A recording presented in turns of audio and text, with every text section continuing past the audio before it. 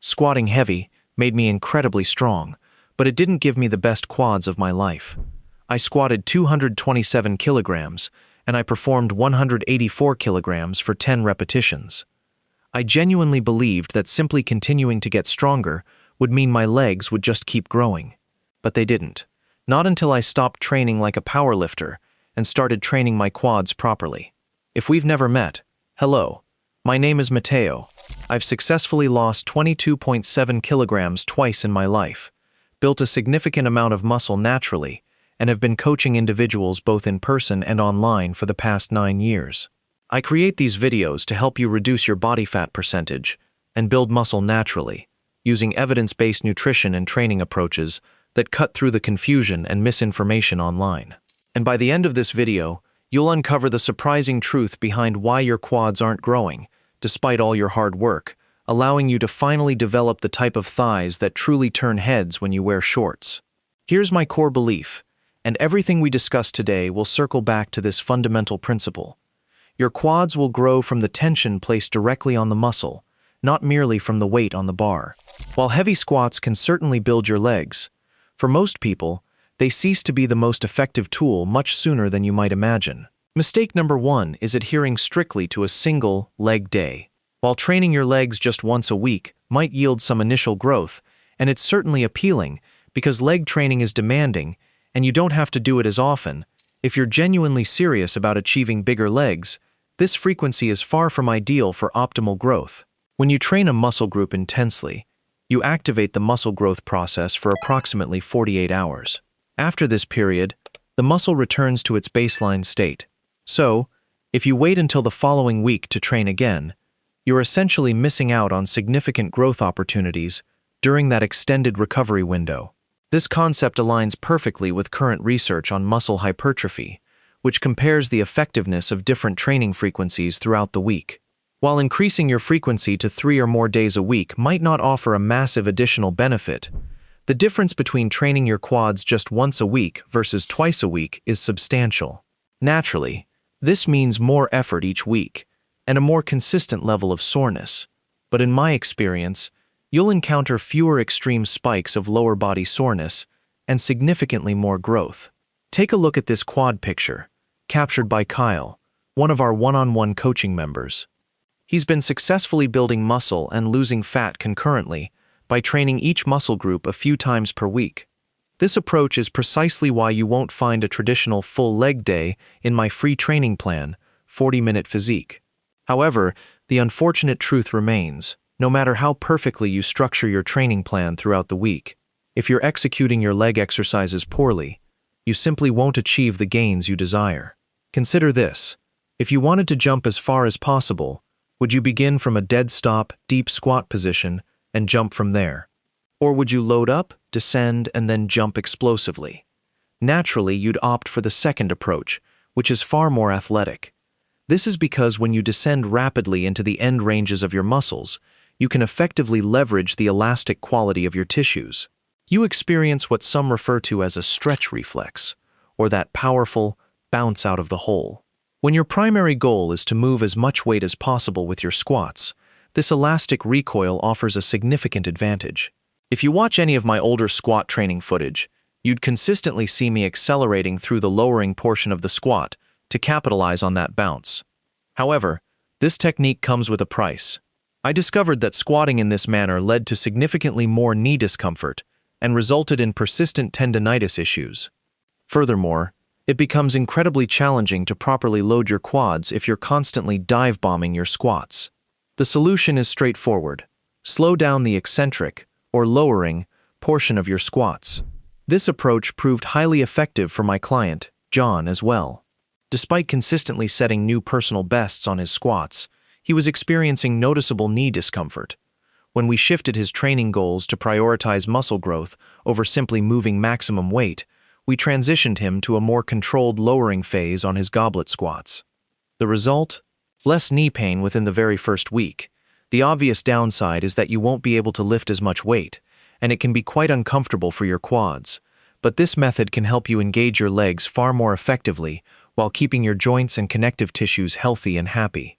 Now, I know you've likely heard that the secret to developing massive legs lies in performing exceptionally deep squats, but I'm about to reveal why that's only partially accurate. This is what most consider a deep squat, where the hip crease descends below the level of the knee, and this is an ass-to-grass squat, where I'm pushing my depth to the absolute maximum, getting as low as humanly possible.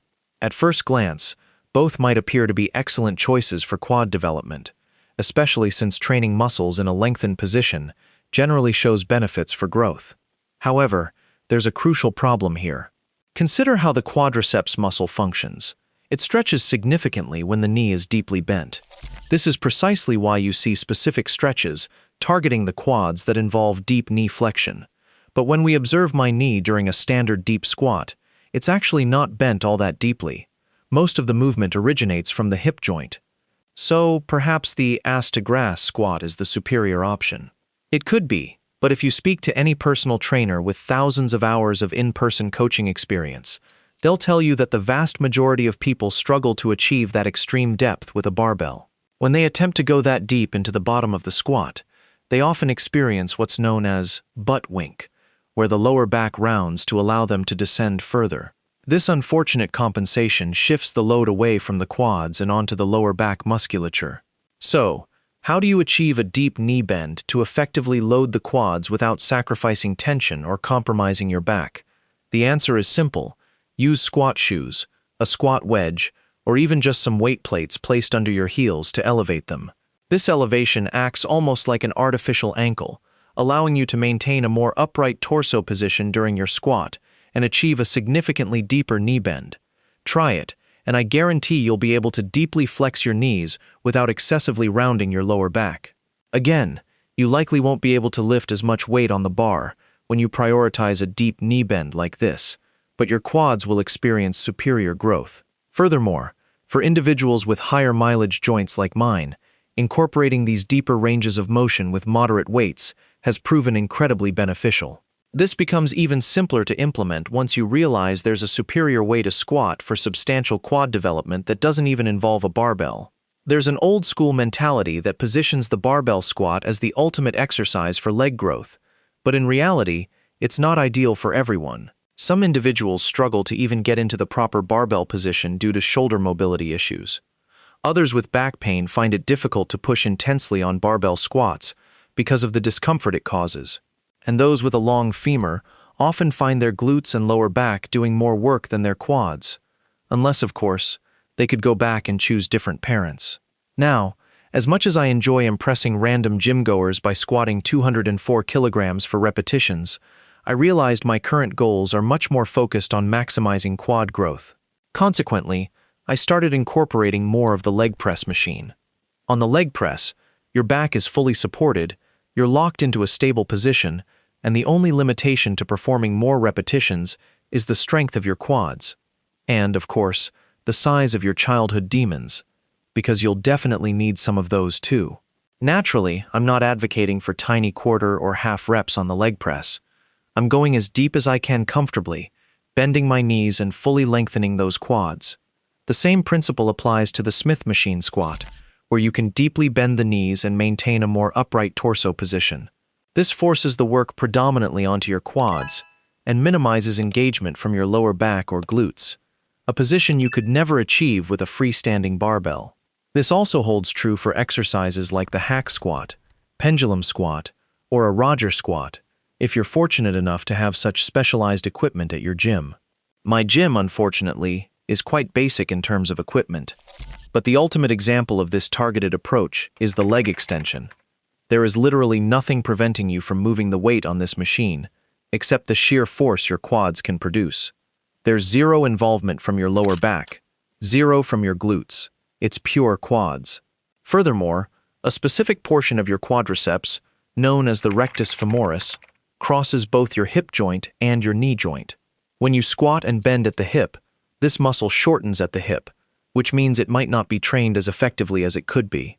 During a leg extension, however, you can recline the seat back, pull your glutes down, and squeeze them together.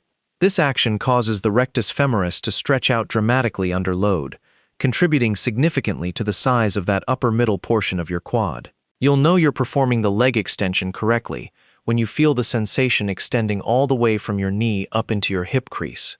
It's an incredibly intense, almost nasty feeling. However, there's one more crucial element you need to implement, regardless of which exercises you choose, if you truly desire the biggest quads of your life. To help you grasp this, let's examine my old training plan. On Monday, I had a heavy squat single, followed by 3 sets of 4 repetitions with 186 kilograms. Then, pause squats for 3 sets of 5 with 161 kilograms. Wednesday featured squats for 3 sets of 4 with 170 kilograms, along with tempo squats for 3 sets of 4. Finally, Friday included high bar squats for 3 sets of 7, dumbbell split squats for 3 sets of 10 to 12, and leg extensions for 3 sets. That totaled 22 sets for my quads per week. And honestly, it pains me just looking at this now.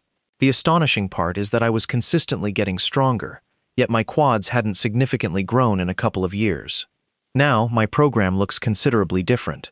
On Tuesday, I performed 2 sets of leg extensions and 2 sets of Smith machine squats. On Thursday, I do 2 sets of leg extensions and 2 sets of squats. That's a total of 8 sets per week, and guess what? My quads are growing like never before. In fact, about 20 weeks ago, I even had to reduce my weekly volume by 2 sets because I was experiencing such intense soreness I could barely manage it. I hear the same feedback from individuals following my free training plan, 40-minute physique. They often ask, "Matteo, how was I putting in so much work at the gym and seeing such minimal growth? Yet now, I'm doing significantly less, but growing so much more." The answer is straightforward. It's about making every set truly count, rather than merely counting every set. Here, I'm pushing my quads significantly closer to muscular failure. They aren't just getting fatigued as a byproduct of performing a high volume of squats. Instead, I maintain impeccable technique, even when the set becomes incredibly challenging. I push my leg extensions until I literally cannot move my legs another inch.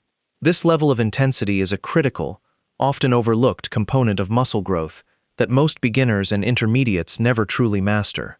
And it's precisely what keeps them stuck, especially when it comes to lower body training, primarily because it is inherently difficult. There's something vital you need to understand if you want to apply this properly. Next time you're at the gym, I want you to prop up your phone, selfie style, in video mode, and record yourself on the leg extension.